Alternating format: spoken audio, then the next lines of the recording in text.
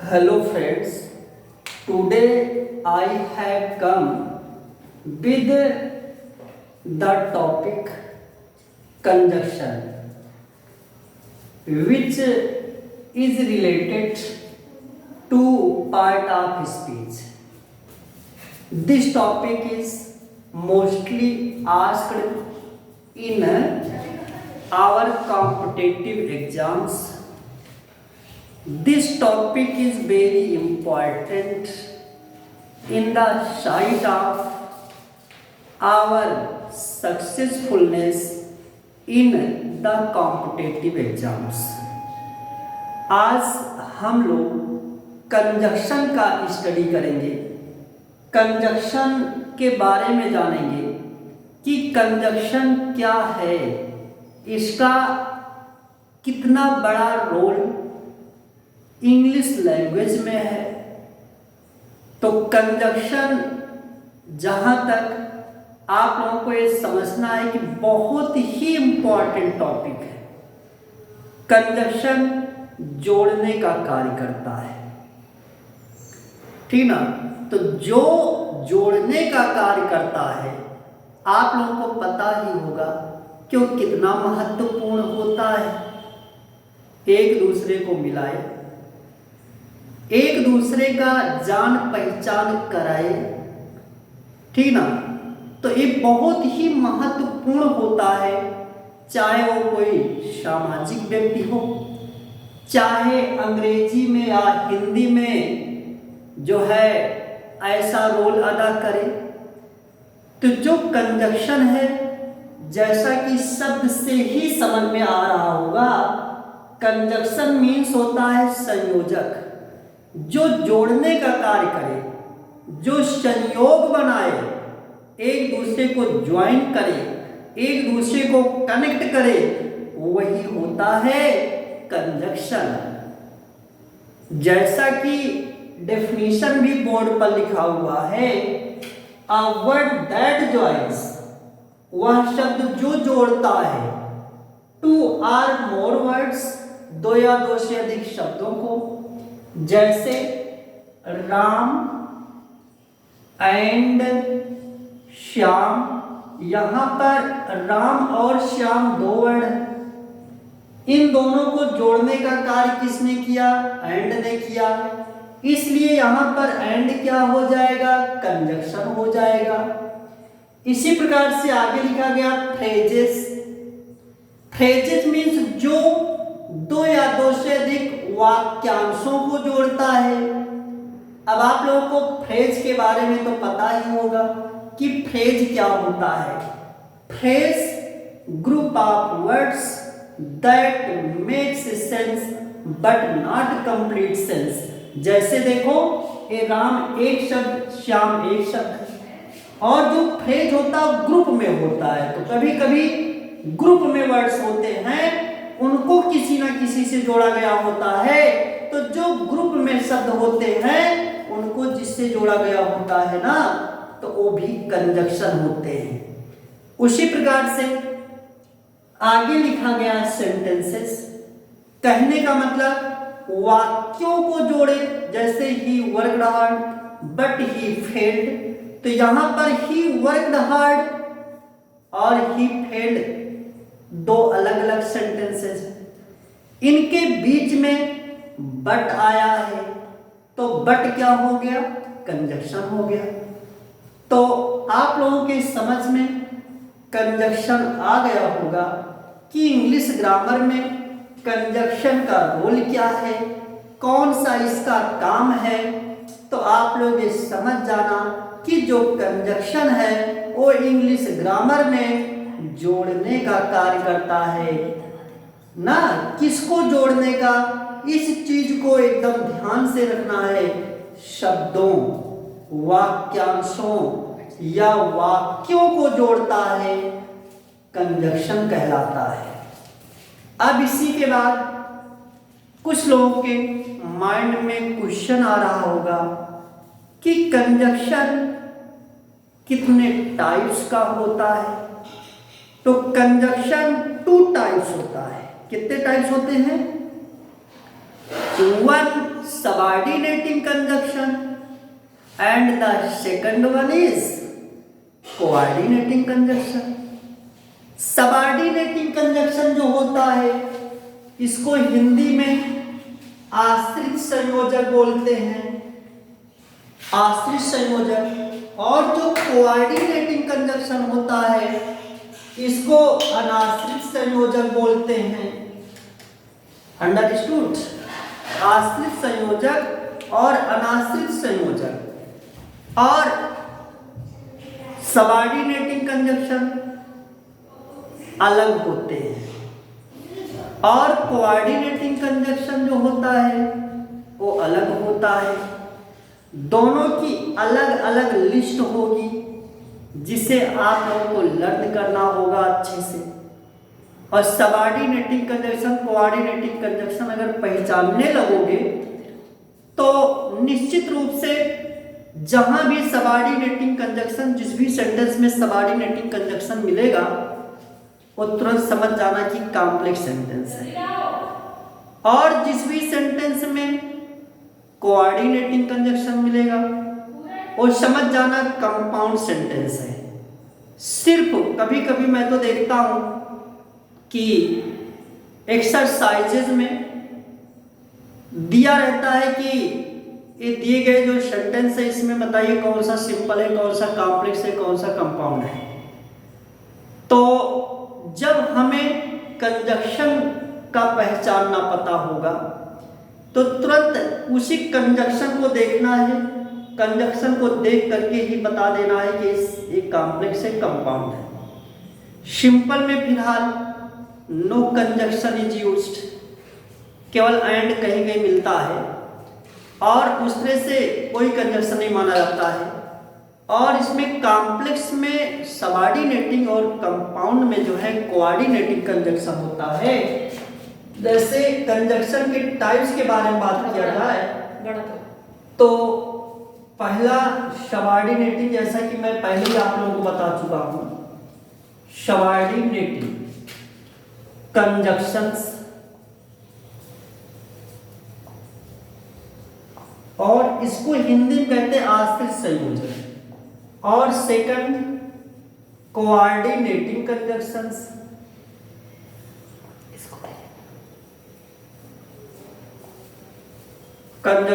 इसको कहते हैं अनाश्रित संयोजक। जहां पर ए पाया जाएगा कंपाउंड सेंटेंस होगा, जहां पर सबऑर्डिनेटिंग कंजक्शन पाया जाएगा कॉम्प्लेक्स होगा।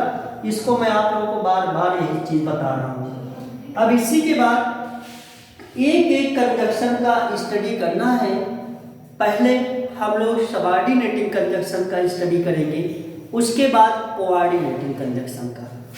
और सबऑर्डिनेटिंग कंजक्शन के बारे में जैसे कोई पूछता है कि सबऑर्डिनेटिंग कंजक्शन क्या होता है, कैसे होता है, इसका कार्य क्या है। तो जो सबऑर्डिनेटिंग कंजक्शन होता है ये एक प्रिंसिपल और एक या एक से अधिक कोऑर्डिनेटिंग मतलब क्लॉजेस को जोड़ने का कार्य करता है। जैसे सबऑर्डिनेटिंग कंजक्शन हम लोगों का टॉपिक है अभी प्रेजेंट टाइम का, सबऑर्डिनेटिंग कंजक्शंस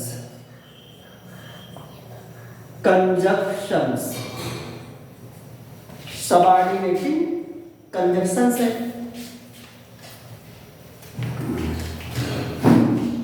तो सबऑर्डिनेटिंग कंजक्शन का मतलब डेफिनेशन पहले समझ लीजिए कि हम लोगों को समझना होगा कि सबऑर्डिनेटिंग कंजक्शन कैसे होता है।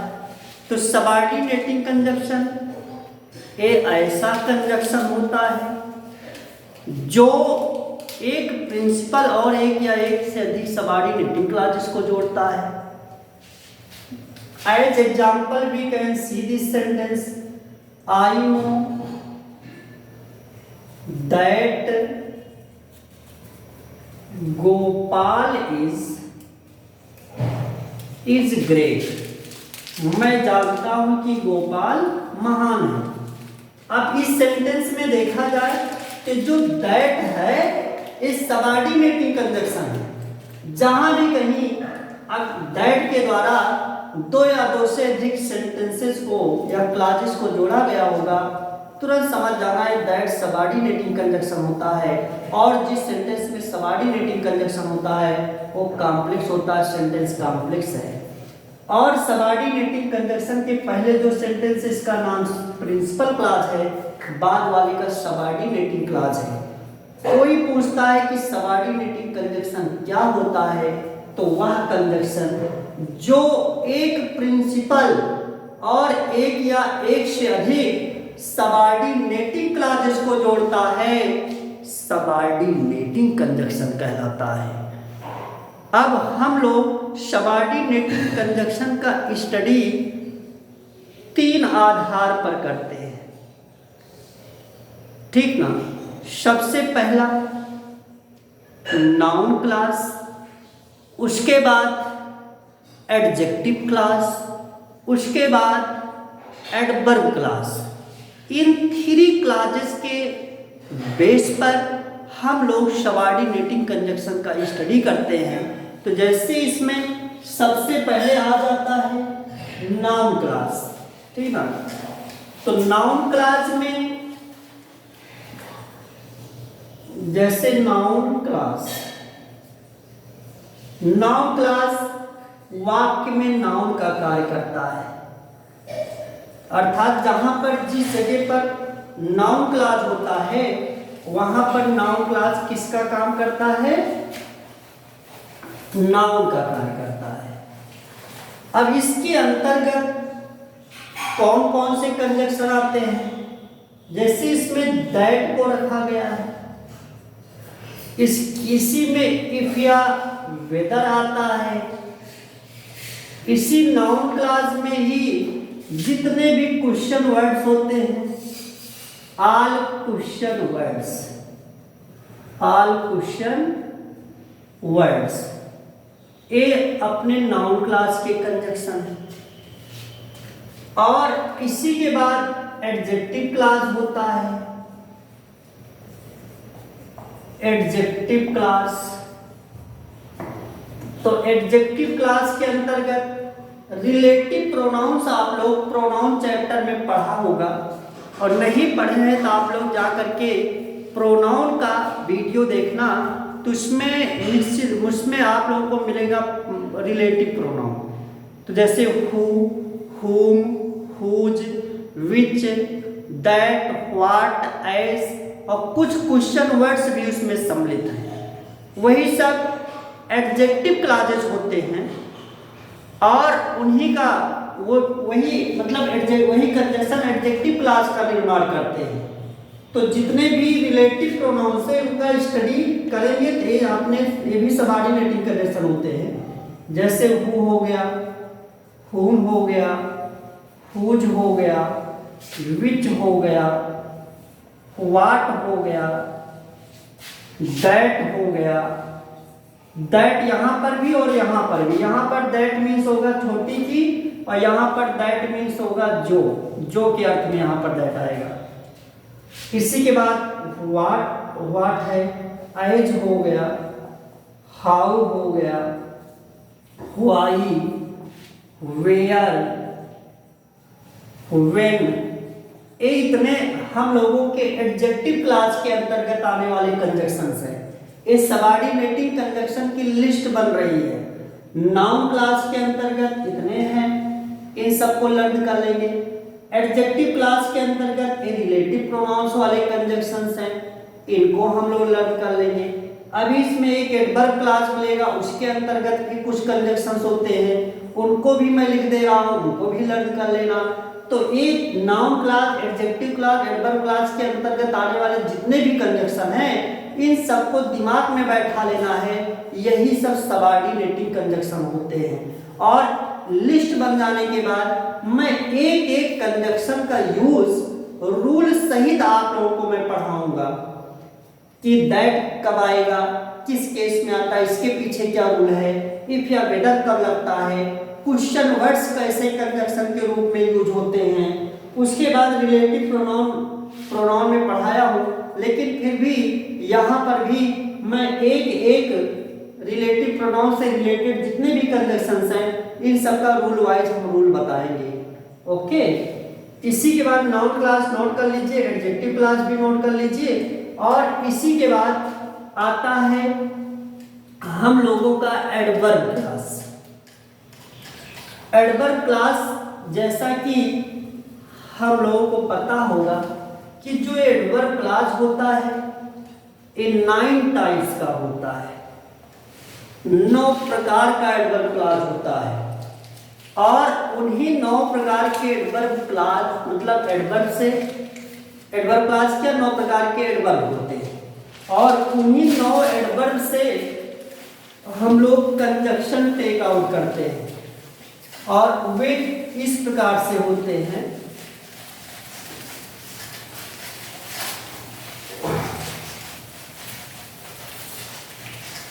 तो कंजक्शन इसी के बाद नोट करेंगे हम लोग एडवर्ब क्लास।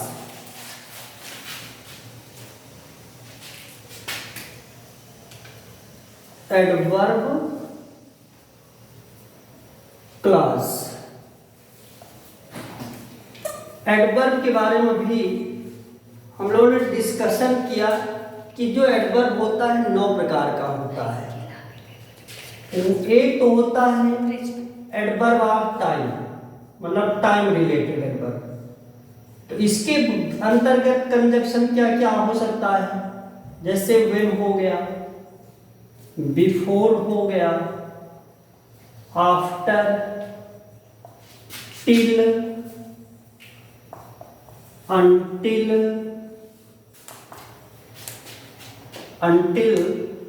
और while, कलर चेंज कर दीजिए,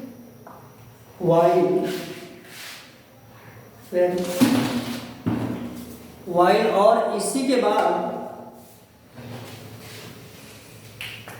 till हो गया, while हो गया, ठीक ना, after, before, till, until, when, as soon as,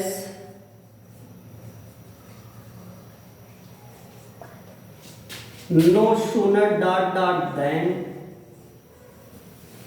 sooner dot dot than।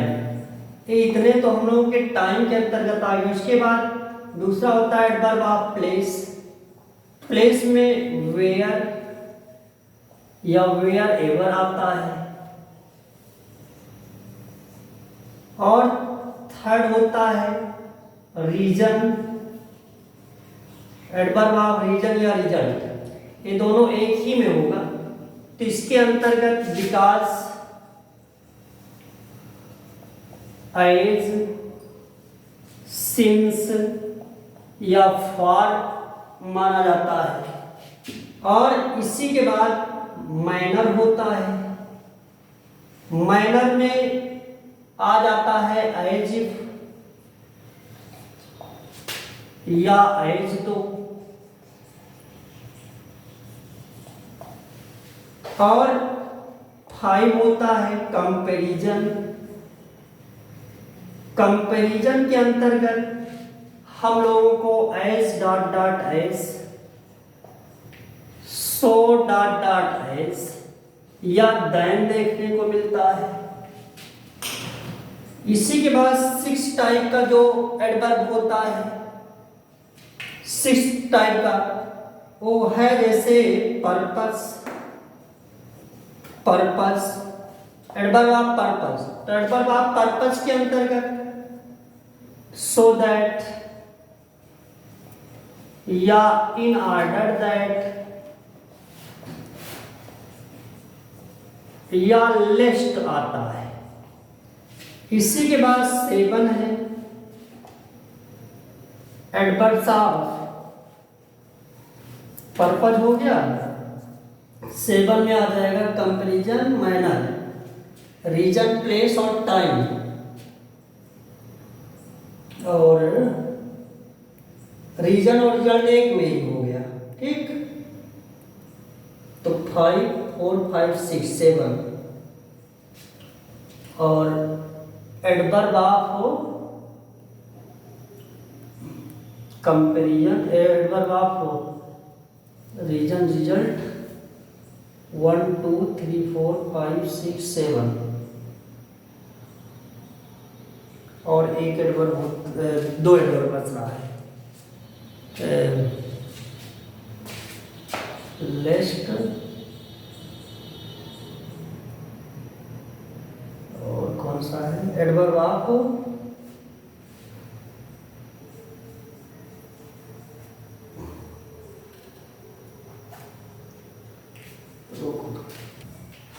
Adverb class में जो सेवन टाइप मतलब प्रकार का एडवर्ब होता है वो है एडवर्ब ऑफ कंडीशन। और एडवर्ब ऑफ कंडीशन के अंतर्गत इफ या अनलेस का यूज मिलता है। और एट्थ टाइप का जो एडवर्ब माना जाता है वो है adverb of contrast. Contrast means होता है विरोधात्मक, तो इसके अंतर्गत दो या आल दो पाया जाता है, दो या आल दो। तो इस तरह से मैंने आप लोगों को सबऑर्डिनेटिंग कंजक्शन की list noun class, adjective class और एडवर्ब क्लास के माध्यम से बनवा दिया है। और ये जितने भी मैंने अभी तक कंजक्शन बताया ये सबके सब कंजक्शन अपने सबऑर्डिनेटिंग कंजक्शन हैं। इनको हम लोगों को अपने माइंड में रखना है। और इसी के बाद एक एक कंजक्शन, सबसे पहले सबऑर्डिनेटिंग कंजक्शन और इसी के बाद कोऑर्डिनेटिंग कंजक्शन की भी लिस्ट बना लेते हैं। या कहिए पहले सबऑर्डिनेटिंग कंजक्शन पहले हम लोग पढ़ लें तब कोऑर्डिनेटिंग कंजक्शन की तरफ चले, या कोऑर्डिनेटिंग कंजक्शन भी समझ लेते हैं तो फिर एक तरफ से पहले सबऑर्डिनेटिंग कंजक्शन का एक एक जो है करके पढ़ते चलेंगे। तो सबऑर्डिनेटिंग कंजक्शन के अंतर्गत इतने हम लोगों ने देखा। और इसी के बाद आता है कोऑर्डिनेटिंग कंजक्शन, दूसरे प्रकार का कंजक्शन। कंजक्शन दो ही प्रकार का होता है लेकिन इसके अंदर जो है बहुत सारे कंजक्शंस हैं।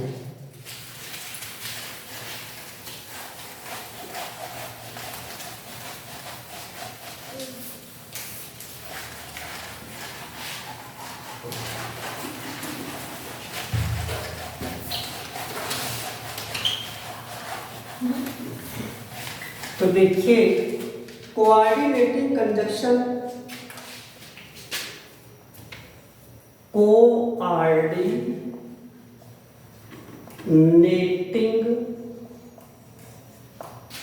कंजक्शंस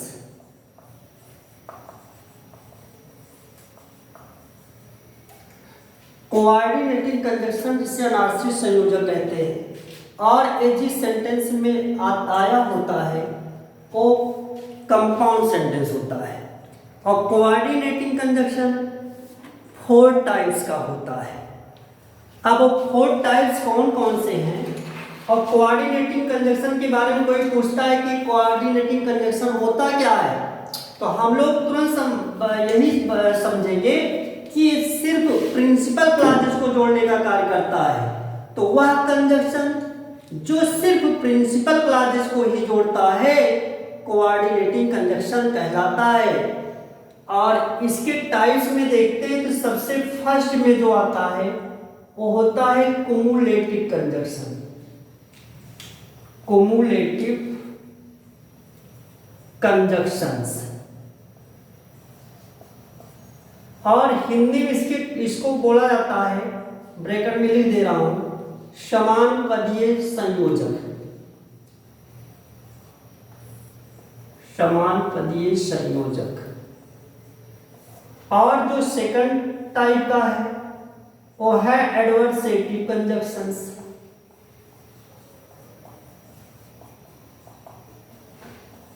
एडवर्सेटिव कंजक्शंस इसको हिंदी में कहते हैं विरोधात्मक संयोजक।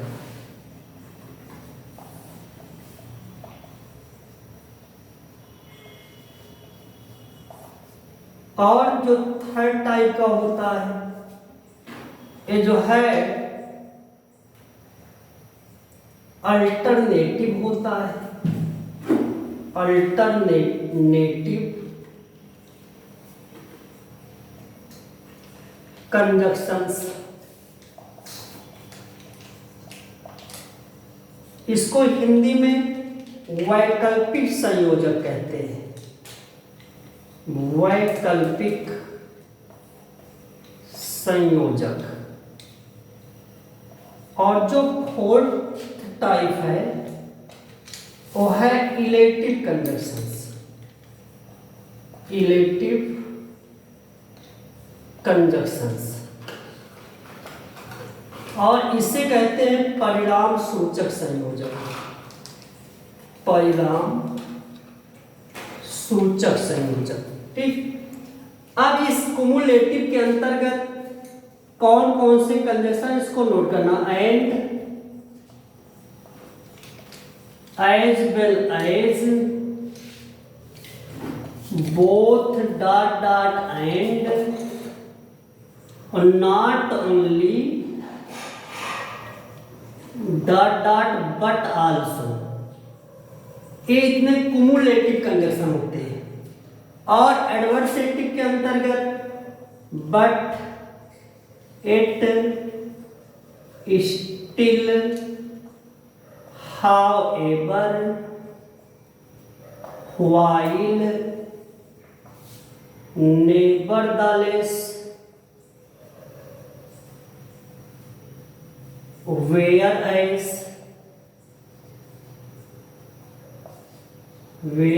ये आता है। और अल्टरनेटिव के अंतर्गत आइदर, डॉट डॉट और, या नाइदर,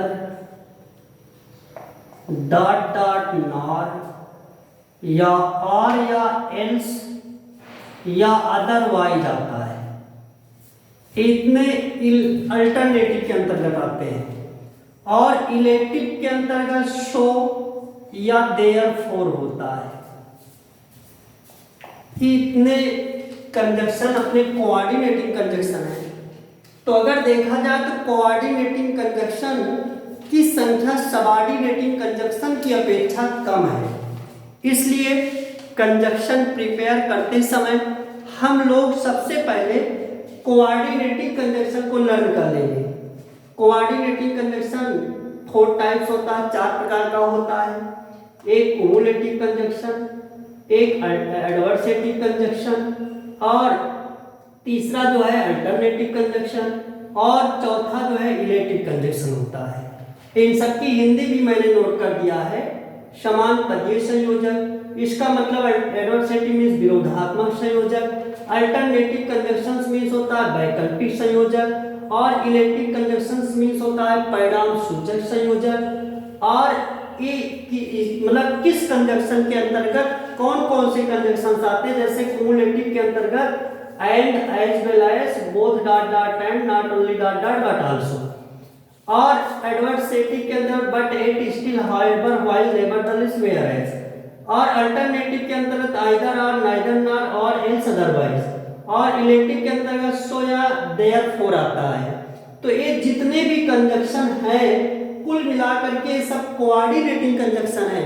अगर दो या दो से अधिक सेंटेंसेस को जोड़कर कभी भी कंपाउंड बनाने को कहा जाए तो इन्हीं में से भाव के अनुसार हिंदी निकाल करके इन्हीं में से किसी भी कंजक्शन से जोड़ देने के से हम लोगों का कंपाउंड सेंटेंस मिल जाता है।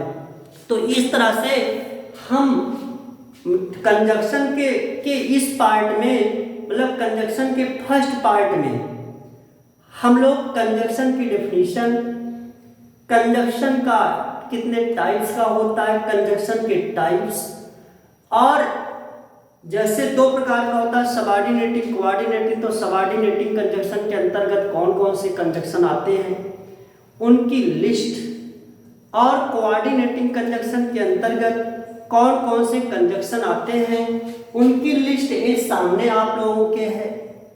इसका स्टडी किया, और इस कंजक्शन को अगर हम अच्छी तरह से लर्न कर लेंगे तो जान लीजिए कि हर एग्जाम में निश्चित रूप से कंजक्शन से रिलेटेड एक दो क्वेश्चन तो आ ही जाता है, बहुत ही इम्पॉर्टेंट टॉपिक है, ठीक ना।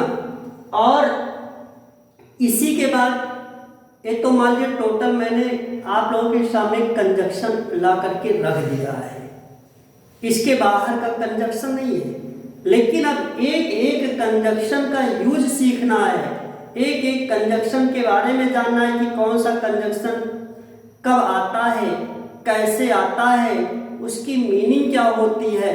तो हम लोग कंजक्शन के सेकंड पार्ट में, ये तो फर्स्ट पार्ट है, सेकंड पार्ट में मतलब पहले सबऑर्डिनेटिंग कंजक्शन में जो नाउन क्लास है उसके कंजक्शन को एक एक करके यूज सीखेंगे, फिर एडजेक्टिव क्लास, फिर एडवर्ब क्लास। तो इस तरह से सबऑर्डिनेटिंग कंजक्शन कंप्लीट होगा। उसके बाद कोऑर्डिनेटिंग कंजक्शन में आएंगे, तो कोऑर्डिनेटिंग कंजक्शन में पहले कुमुलेटिव में, कुमुलेटिव के अंतर्गत आने वाले जो कंजक्शन है इनका यूज, फिर एडवर्सेटिव का एक एक कंजक्शन का यूज सीखेंगे, और जिससे कि अगर एरर कहीं पर आ जाए तो हम लोग तुरंत समझ जाएं कि यहाँ पर क्या एरर है, ठीक ना। तो इस वीडियो में आप लोगों को मैं कंजक्शन का संपूर्ण परिचय बताया, और in the second part of this video I have decided to teach you all rule of every conjunction one by one.